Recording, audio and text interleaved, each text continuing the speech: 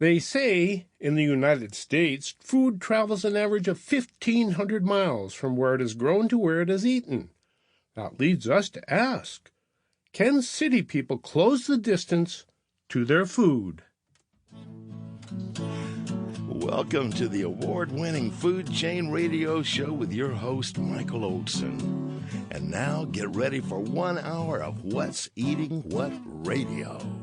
Well, yes, and welcome to the 1351st edition of the Food Chain Radio program. Or hey, perhaps you're among our friends over there in St. Petersport who are tuned into the Food Chain podcast at metrofarm.com, Spotify, or who knows where else. Well, whoever you are and wherever you are, welcome aboard. I am Michael Olson, your host for this hour of What's Eating What. Folks, we begin with Michael Olson's second law of the food chain. The farther we go from the source of our food, the less control we have over what's in our food.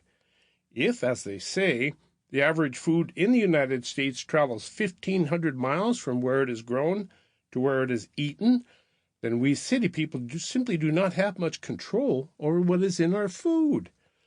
Let's consider, by way of example, shopping for some garlic, which can easily be found in almost every city grocery store in the land. So approximately 1/3 of all the garlic that is now being sold in the United States was grown by farmers who grew it 5,000 miles away. That's 1/3 of all the garlic now being eaten. The reason so much of the garlic we eat comes from so far away is that it costs less to grow it there and ship it here. When we shop for garlic and see that the garlic that came from so far away costs so much less than the garlic that was grown here, we have to wonder, being ever the food skeptics, what is in the garlic that makes it so cheap? Well, we do have the good intentions of those distant farmers who are growing our garlic. We also have all kinds of certifiers and inspectors with their rules and regulations that stand between those farmers and us. But when it comes right down to it, how much can those who do stand in between really protect us against all that distance? How much can that garlic farmer who is 5,000 miles away care about people who will be eating the garlic? What if that farmer decides that it will cost a lot less to dry the garlic over a coal-burning fire, even though the smoke from that fire would contaminate the garlic with mercury? It could save time and money, and make the garlic a lot less expensive and more competitive. Sure would be tempting. And how much can all the food safety guardians, rules, and regulations really protect against all the money that could be made with all that distance? Those of us who live in the city have two choices. When shopping for food, at least, we could buy the cheap food that comes from far away, or we can find ways to close the distance to our food. And so we ask, how can city people find food with its farmer's face on it? Well, we have somebody who has an answer. His name is Alan Moy, and he is the executive director of the Pacific Coast Farmers Market Association. Alan, welcome to the Food Chain. Thank you, Michael. So, do you have an answer? How can city people find food with its farmer's face on it? I think for everyone, the first choice is to think about, what is a priority to you? What is important to you? Like you were mentioning your example of garlic and the potential health risks depending on how someone chose to preserve that garlic. So if your family's health is something that's very important to you, then you need to be thinking about how do I find the most healthful options for them. I know for others, they're very price driven because of their potentially their household income. So they need to be seeking out how can I get the best food possible for my family at an affordable price. In our world, operating farmers markets here in the San Francisco Bay Area, we like to think that your local farmers market is a solution to both of those questions. There you can go and find very healthful food. You can have a conversation across the table with the person who is involved in growing it, who can tell you more about the process that they use and how long it took to get that product from the field to that table. And you can also utilize programs that many of the farmers markets across our state operate that help people who are on public benefits such as CalFresh to be able to afford more healthful fruits and vegetables on a regular basis. So we think that there is a very important role for our state's farmers markets to play in hopefully as a solution to every family's question about how do I best feed my family. There it is. Are there any other ways to get that close so you can actually look into the eyes of the people who are growing your food? Are there any other ways of getting that close? There are a number of farms throughout California, and we are so very lucky to live in a state that still has a very active agricultural program and an agricultural sector that is focused upon people, not simply producing commodities such as mass quantities of wheat or other grains or cotton that that dominate agriculture in some other states. So many farms have opportunities for you to go onto the farm, and you can either purchase at a farm stand that's there along the roadside. Many of them during the season when there are ready for harvest will do U-picks. I know here in the San Francisco Bay Area, the community of Brentwood, when cherries are ripe, that's a huge draw for people to come from all over the Bay Area to climb up the ladders with their families and pick the cherries themselves that they're going to eat. If you want to travel a little further from the San Francisco Bay Area up into the Apple Hill area, very similar. A lot of farms, when apples are being harvested, invite people onto the farm. So there's an opportunity not just to talk to the people who grow the food, but actually walk that ground, smell that air, and really get a feel with all of your senses for where your food is coming from. So in actuality, there's a number of different ways for the city people to get really close to their food. It just requires getting up off our bottoms in front of the computers and getting out and getting it, which means a little bit of extra effort than just simply walking through the doors of a grocery store. But what you get may well be worth it. Alan Moy, Pacific Coast Farmers Market Association. Now, very auspicious day for you personally, 20 years today, correct? Yes, that's right. 20 years ago today, I walked up to the door of the office for my first day on the job, found the door locked and no one in the office, and had an immediate panic attack. As it turns out, the organization was much smaller at that time, and the entire staff was at a market grand opening. So about 15 minutes later, someone who had been stuck in traffic racing to get back to welcome me finally arrived and opened the door for me. And so I was able to start my new career in the farmers market world 15 minutes late, but 20 years ago today. Well, it's pretty cool to be able to work someplace for 20 years and to see such incredible growth as you have. But surely you must have a recollection of your greatest moment or two that you could relay that would bring little Alan Moy to the surface for us? I can remember, and I had take a lot of pride in some of the farmers market that I was directly involved in helping to get started. So when you're able to see something move from an empty parking lot into a vibrant community space where shoppers are purchasing food for their families, and farmers are able to then generate the revenue that they're going to be able to put back into their communities and put back into producing next season's crop. There's an incredible sense of accomplishment when you can see that transformation take place. And feel very lucky over the years to have been involved in a number of those new market openings and transformations of those communities, and to see how those markets continue to thrive today, both for our farmers and for our shoppers. Well, as you had all of those great experiences, I'm sure you must have had some misadventures that would also give us a little bit of light into your career there. What would be your greatest misadventure at the Pacific Coast Farmers Market Association? I would say I'd describe it as the biggest stress that we feel is that there's so much outside of our control. We do our best to, create safe and fun, inviting environments for our shoppers, but strange things happen. You have, people who accidentally, run into the farmers market barricade at the end of the street, or branch falls off a tree, or, we have a worldwide pandemic that we weren't expecting that suddenly gets people concerned about what does it mean to go to my favorite farmer's market when it's typically crowded on a Saturday morning. So those kind of stresses about all of the things that directly impact our ability to bring markets to communities, but they're so far outside of our control, those are the things that cause the most ongoing concern for me personally. Good. Well, I suspect, the pandemic is probably one of the biggest situations you had to deal with, as everybody did.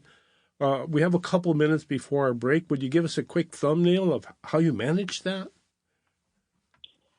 So I have to give credit, first of all, to Governor Newsom and Secretary Ross at California Department of Food and Agriculture, because early in the pandemic, they publicly stated that our certified farmers markets were essential businesses, and that gave the direction to all the counties throughout the state that farmers markets should be allowed to stay open.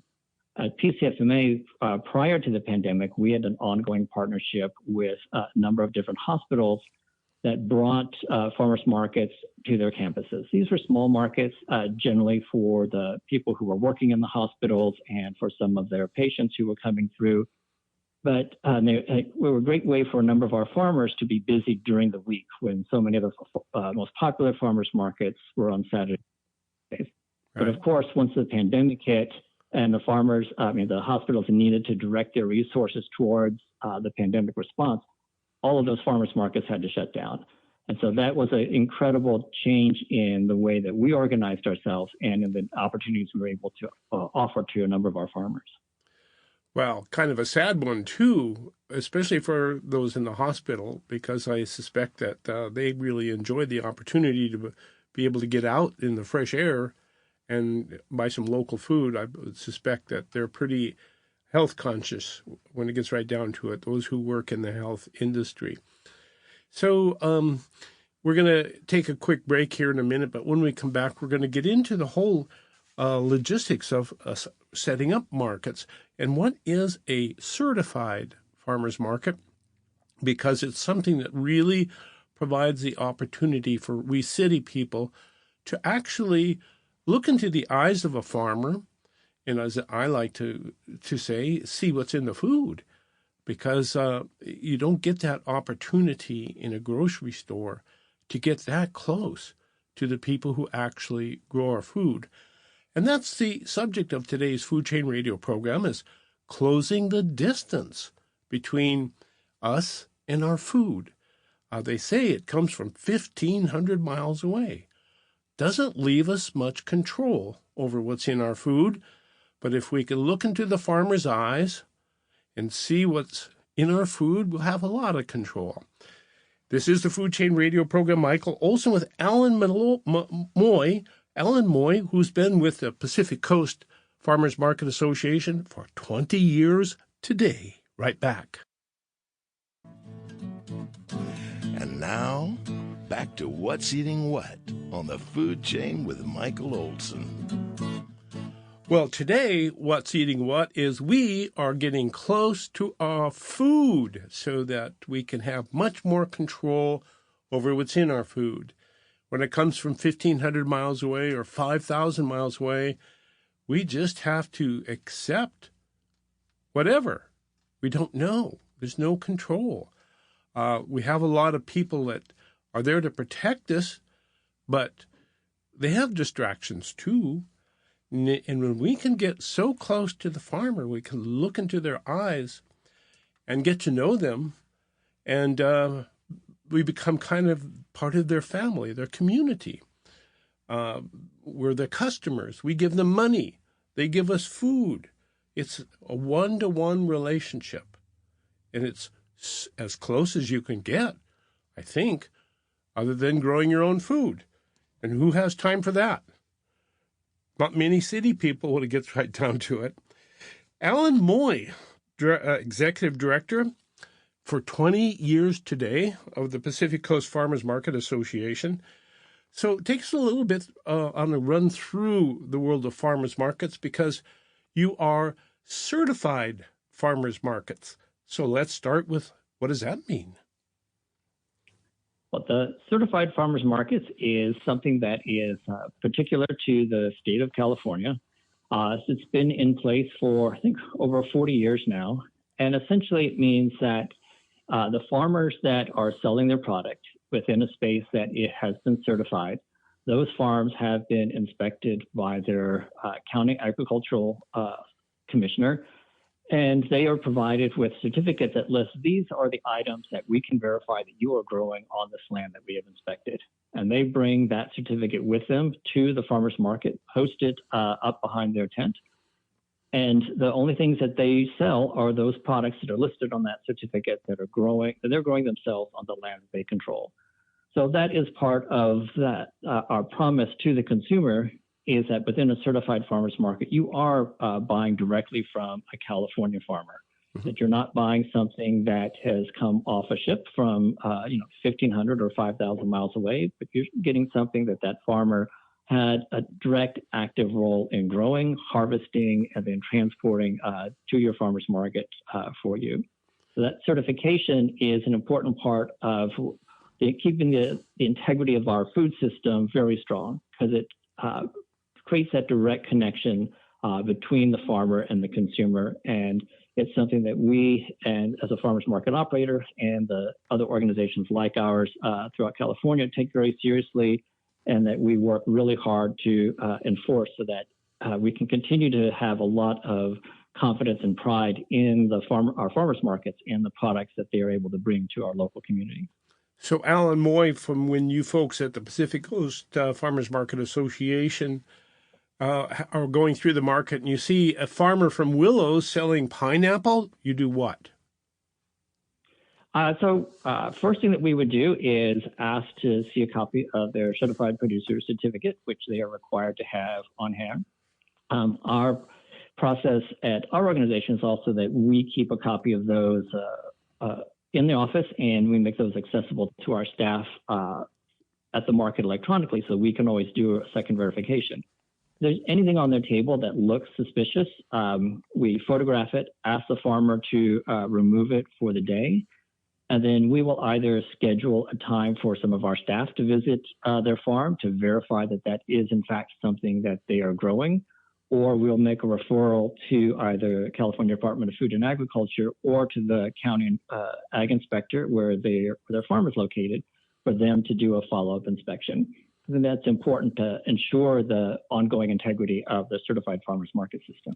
And the integrity is something that everybody in the marketplace counts on, because we want to be certain that we are very close to our food when we go to the farmer's market, and that's part of your job as an association of certified farmers markets to guarantee that integrity, for which most everybody's appreciative.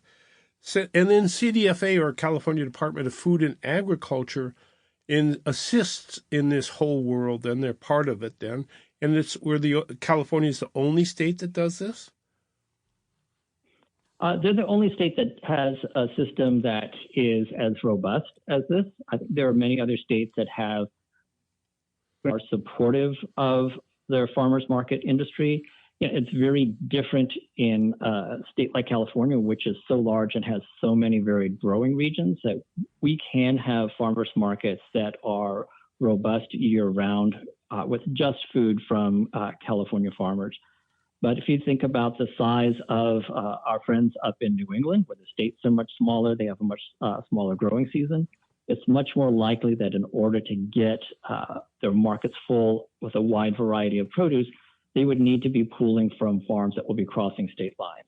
So in other states, they will set up their systems differently to find that balance between giving consumers enough variety that makes it worth their while to make a trip to the farmer's market versus their grocery store, but while also having integrity so that the customers who are coming to the farmer's market know that they're buying from a farmer. And in many states, it's that responsibility also falls to some private organizations where they are taking responsibility for doing more of those inspections themselves, rather than relying on a governmental inspection, especially when they are pooling farmers across state lines. Good. Well, let's look at your organization, Pacific Coast Farmers Market Association. You've been there 20 years today. That day 20 years ago when you first stepped through the door, or when they finally let you in at any rate, how many markets did you have then? I believe at that time we were operating just about a dozen markets. I think probably that it was within a year or two, we were more than 20. At our peak several years ago, probably about 10 years ago, we were approaching 70 markets a week, but quickly came to realize that that was stretching ourselves too thin. So prior to the pandemic, we were operating around 50 markets per week. But since a number of those that operated at our hospital locations closed and have many of them have not yet reopened, or at least not reopened under PCFMA's management, this year we're operating 35 a week. 35 farmers markets, 6 different counties in the San Francisco Bay region. That's a lot of geography there, isn't it?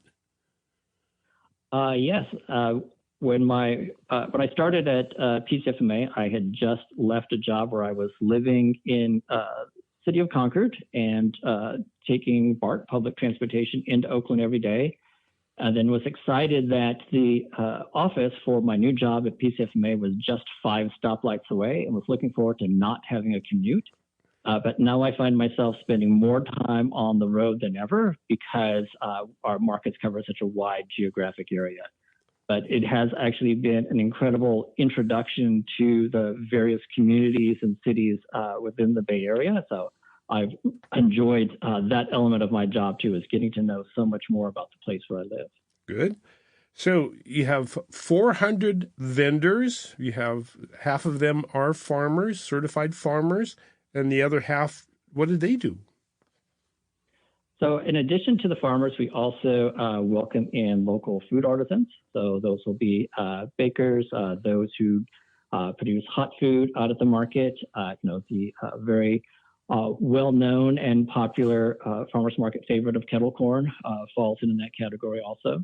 Then we also have some that do some handcrafts, primarily things such as soap, and a few doing services like knife sharpening, which is very popular in the farmers markets. I think because so many of our customers are committed to cooking their own food, they recognize the importance of having really good tools. So they appreciate when the knife sharpener is in the market and they're able to get their tools touched up, because that means that whatever they're buying in the market that day, when they take it home, it's going to make that prep so much more easy. And speaking of customers, 45,000 a week? That is our best count as to about how many we are currently serving. It definitely, changes throughout the year. This past winter, when we had so much torrential rain, definitely we were serving fewer customers per week, but it was always gratifying to see, even on stormy days, those true believers and fans who are still coming out to the market despite the rain to shop with their favorite farmers. Now that we are again enjoying, lots more sunshine, especially on the weekends, we are seeing our markets very full. And so, our best guess is that we're serving about 45,000 customers per week across all of our markets. I got to say that my favorite time to shop the market is in the winter. I don't know, there's just something really special about it. Summers, of course, are fun, are kind of like a carnival without the bad food or rides, because everybody is very exuberant and happy and shopping and whatnot. There's a very interesting difference between shopping at a farmer's market on Saturday morning as opposed to shopping at a big box store. And At a big box store, people are pushing their carts as if at war. Get out of my way. At the farmer's market, everybody's saying hello to everybody. It's just a different, it's like a pop-up carnival without the bad food. Am I off base there? No, I definitely agree. I often tell people that if you just stand in a farmer's market and watch customers for a while, one thing that you will notice is when people run into their neighbors in a way that they weren't expecting, they're more likely to like reach out and hug. When they do that in a grocery store, they're more likely just like to nod at one another. There's something about the farmer's market experience that really encourages that sense of community and togetherness. And I think that's something that so many of us crave because so much of our work and our life and our communications has shifted to these little electronic devices that we carry around. You know, this gets to be more and more rare that we have those face-to-face interactions, even with our friends and neighbors. So I think when those happen, and they happen in the farmers market environment, which is a naturally like fun and welcoming place, it definitely has an impact. So I think there's an element of the farmers markets that can help feed community and feed people's souls and spirit in addition to feeding their bodies. Well, I would have to go along with that. Amen. Let's talk a little bit about how you organize yourself into an association that can manage all of these pop-up parties, markets. Come one, come all. But you have to go there at the specific point in time. I was thinking about it. Shopping at farmers markets are like hitting a moving target because they're there and then they're gone. So you have to order your life around that. And you have to order your association around serving that. So how do you organize serving so many markets, 35 a week, 4,500 customers? How do you pull yourself together, Alan Moy? Well, Michael, I often joke that, you know, we have managed to create the best, most inconvenient shopping experience possible by only being open for 4 to 5 hours per week. And yes, you're right. You know, we are asking customers to come to us during this limited time frame. And, you know, we often get requests from customers for markets to open more than 1 day per week or to stay open for longer hours.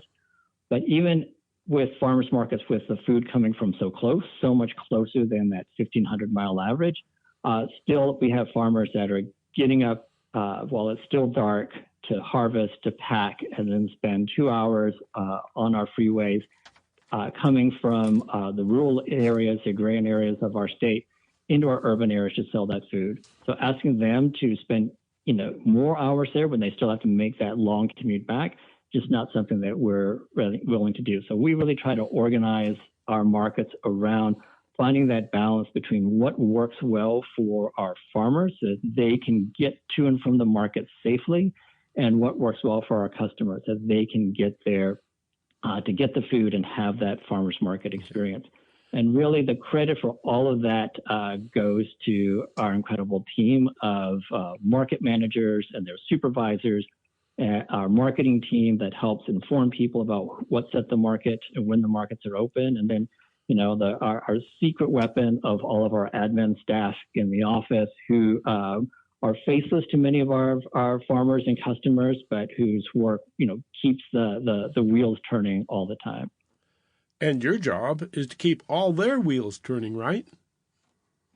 Yes, that is a job that I've been tasked with. And, you know, I've been doing nonprofit work for my entire career. I started with an internship when I was still finishing my college degree, and then moved my way through a couple different nonprofits before finding my home at PCFMA. And so I've seen my job, there's a lot that I'm responsible for. So there's, you know, a lot of the legal compliance that comes with operating a nonprofit. There's the staff management for our team of almost 50 people. But, you know, in order for us to operate so many locations across such a wide geographic range, and with the number of different programs that we operate to really help people who are struggling financially to afford food. All of that only works because we've also made an investment into technology that helps to keep all of our team members connected and get them access to the information that they need to be making smart decisions about how to make their markets better by bringing in new farmers as farmers finish their seasons, as their crops end, so that we can continue to keep our markets full and our customers happy. Lot of work, lot of information. Holy smokes. Folks, this is the Food Chain Radio program. Michael Olson with Alan Moy, who is the Executive Director of the Pacific Coast Farmers Market Association, serving 4,500 people every week with food with its farmer's face on it. When we come back, going to learn how to build a successful farmer's market. It's easy. Just turn on the key and away you go. Right back. So much to say, so little time to say it on the Food Chain with Michael Olson. Welcome back. This is the Food Chain Radio program. Michael Olson with Alan Moy, who's been with the Pacific Coast Farmers Market Association for 20 years, 8 years of which he's been the executive director. And so we're going to ask him, how do you go about building a successful certified farmers market? Should we start with location? Because that's what all the realtors say. Definitely location is key. You want to find a space that where the customers will feel comfortable coming and where you can have the logistics set up in such a way that it's supportive for the farmers. If you imagine that they're coming in with their large box trucks full of food that they've harvested in a very dense urban area, it can be a challenge for them to find a place to park that truck for the 4 hours that they're selling in the market. So we try to be thoughtful about how do we find that space that really works well for the back end of the market, that transportation and setup that the farmers need, things that the customers don't see, while balancing what the customers want. Remember, if we can find a space that has other amenities like local shopping, dining, coffee, those are things definitely that make the experience for the customers even better. But we have found ways to make either one successful, because we have markets in town squares that are surrounded by shops and restaurants, and we've got farmers markets and parking lots where it would be a bit of a hike to get to the nearest resource. So either one can work. It's just a matter of finding what that community wants, and then bringing in the farmers and the food products and the other items that really will appeal to the people who will be coming to shop that market. Good. And now let's talk about your customers, because you made mention that you have some surveys that could tell us about who is buying food with its farmer's face on it. Yeah, so part of our process for a number of years, surveys of our customers. We try to do it about every 18 to 24 months, just kind of a pulse check to see what are our customers thinking about the markets where they're shopping, what are they happy with, and what are the places where they are telling us that they would like to see some improvement. And so we just wrapped up our most recent consumer survey, and we're still in the process of hashing out all of the data, but so far we're very pleased with what our customers are telling us. Generally satisfied with their farmers market experience. We essentially asked them to rate their markets on a scale of 1 to 5, and our average across all of our markets is a 4.23, which puts it into the better than the satisfied range. And they're also saying that most of our shoppers shop more than twice a month, which is really what we want to see, because that's telling us that the farmers market is a part of their regular routine, because that's really what our farmers need to be successful are those regular week-to-week sales. And so we have customers that are not coming, just once a month or a couple of times a year, but coming multiple times per month. That really makes a difference in the sales that our farmers can count on. What we need is something more than dilettantes that just show up once in a while. We need some serious shoppers here to make this really work well. And you're finding them, evidently. Now, what do people complain about when they complain? Well, one of the perennial complaints, unfortunately, is about dogs in the market. We are lucky enough to get the complaints from both sides, both those who think that they should be allowed to bring their dog wherever they want, and those who don't like seeing animals where any type of food is being sold.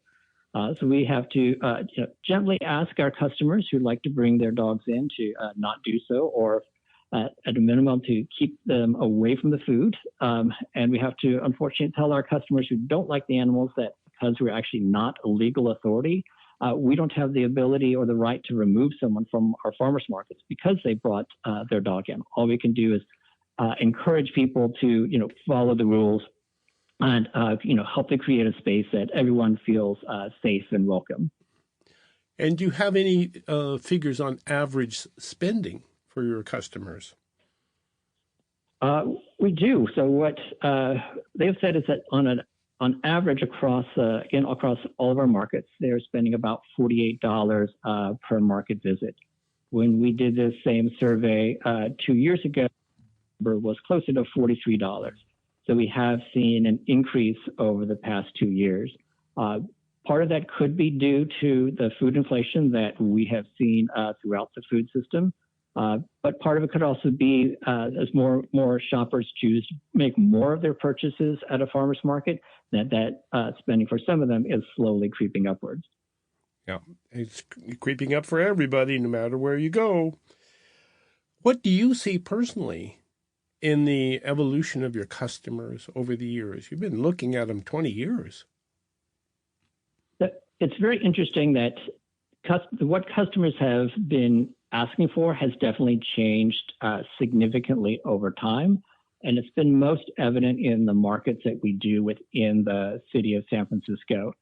There was a time several years ago when the community wanted their own farmers market, and we would go to a gathering of some local residents, and they would say they wanted their own farmers market. We would point out that there was one a few blocks away, and the response often that we would get is, "Oh, but that means crossing such and such avenue, and that's another neighborhood, and we prefer to stay on our side of such and such avenue." So that did lead to a proliferation of some smaller markets, so more markets. And then over the next several years, as there was turnover in a number of those communities, as people moved in and out, some of those smaller markets became less popular as people started making the decision that rather than shopping in my own neighborhood, I'm willing to travel a little further to a larger market that has more variety. And so we definitely have seen that shift in terms of what customers are looking for in terms of their farmers market experience. And that's something we try to, it's hard for us to measure because we're always looking at the farmers market from the inside. So but it's something we do try to understand what is it that our customers want, how is that changing over time, how do we make sure that we can continue to be relevant to them so that they continue to see the farmers market as the place that they want to be going on the weekend. Good. Now, who or what or who's your ideal farmer? Our ideal farmer is someone who is living on the land where they're growing, because someone who is living and raising their family on the same piece of land where they're growing the crops that they are bringing to you, that's someone that we have confidence is going to be taking really good care of the land, the water, the air, all of the natural resources on their farm. Because they're taking care of their child or their family by the way that they take care of those natural resources. So to us, that is the type of farmer that we love to be able to support. As farmland gets more and more expensive throughout California, unfortunately, that's becoming more and more difficult.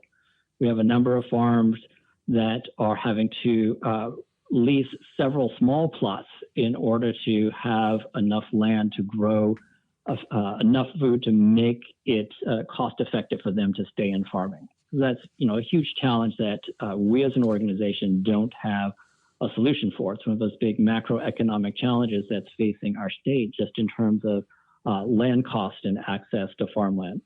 But Otherwise, we really love to have farmers in our market who understand the importance of connecting with their consumers, as you've been talking about, knowing the face that's growing your food. We love to have those farmers who show up to the market themselves, who take pride in their food and have no problem like bragging about it to their customers and sharing with their customers. If I were buying this eggplant today, this is what I would be doing with it tonight when I got it home. Those are the kind of farmers who can make those connections with the customers that really help to build that sense of community in a farmer's market and really encourage those customers to come back week after week. And I suppose the farmers you would least like to host would be the opposite of that then. Yes, we've unfortunately have had some challenges with a few farmers over the years where we've encouraged them to play by the rules, to work in such a way that it helps to strengthen the market as a whole. Unfortunately, not everyone comes to the market with that type of approach. And so we've had to, encourage some of them to find other locations to sell their food rather than at one of our farmers markets. Good. I would like to get into the marketing of farmers markets because I think that's a significant obstacle or a significant challenge.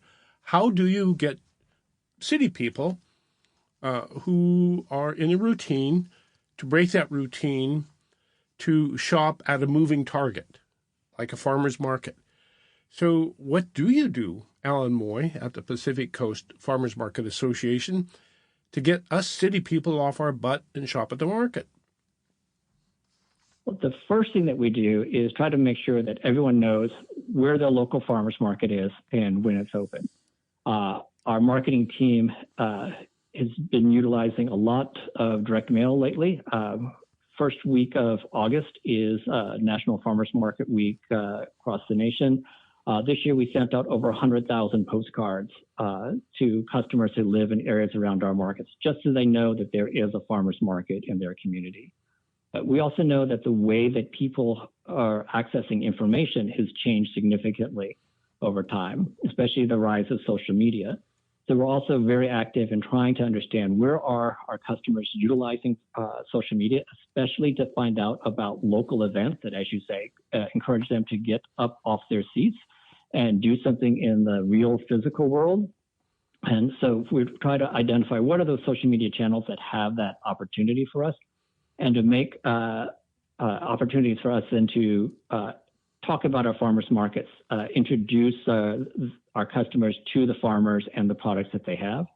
And one of the ways that we've been doing that most recently that we're very excited about is a YouTube series called Beyond the Market, where our team is actually going out to farms and interviewing the farmers, doing incredible shots of the trees in bloom and the food in the fields, and packaging all of that into really short videos that so those who have not yet made that decision to get up off their seats and go to a market, while they're sitting there with their device in hand, can start to know who those farmers are. And we're hoping that encourages them to make that trip and to a farmer's market.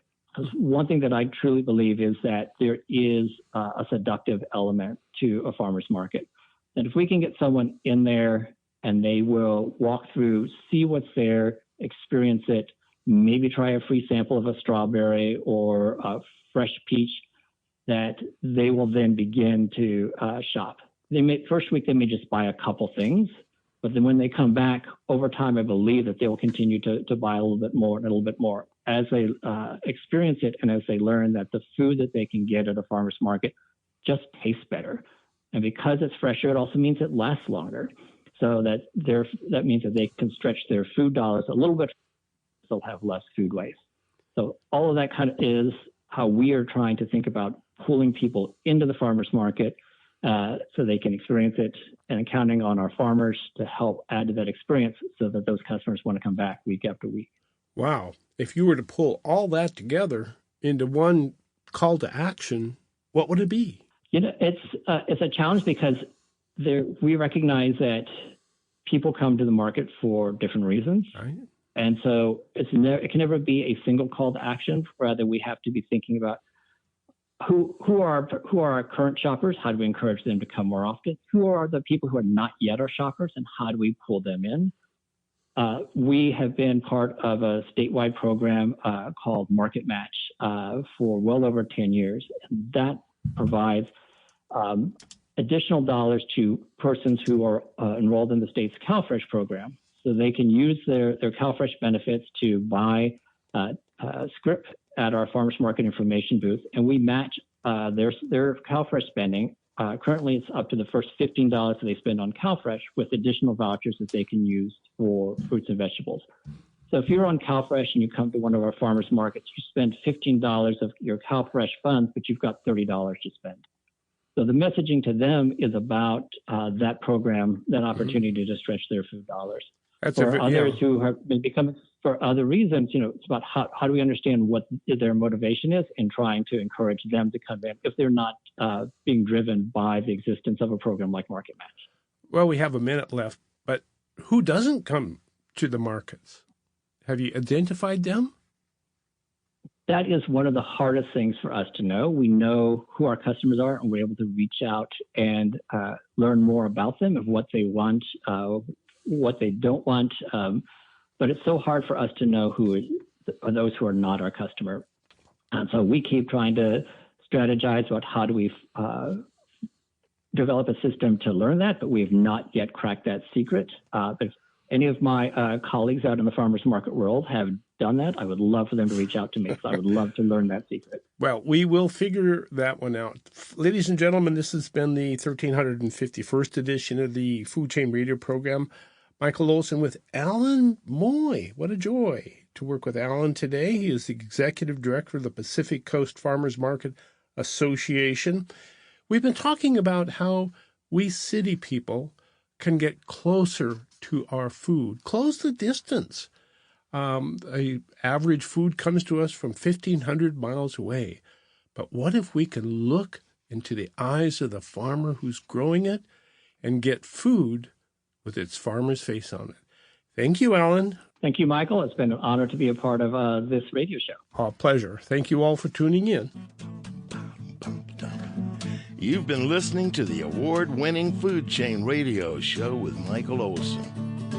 And if your friends missed the show, tell them to log on the Food Chain page at metrofarm.com for a listen. Now, go out and find some food with its farmer's face on it and live.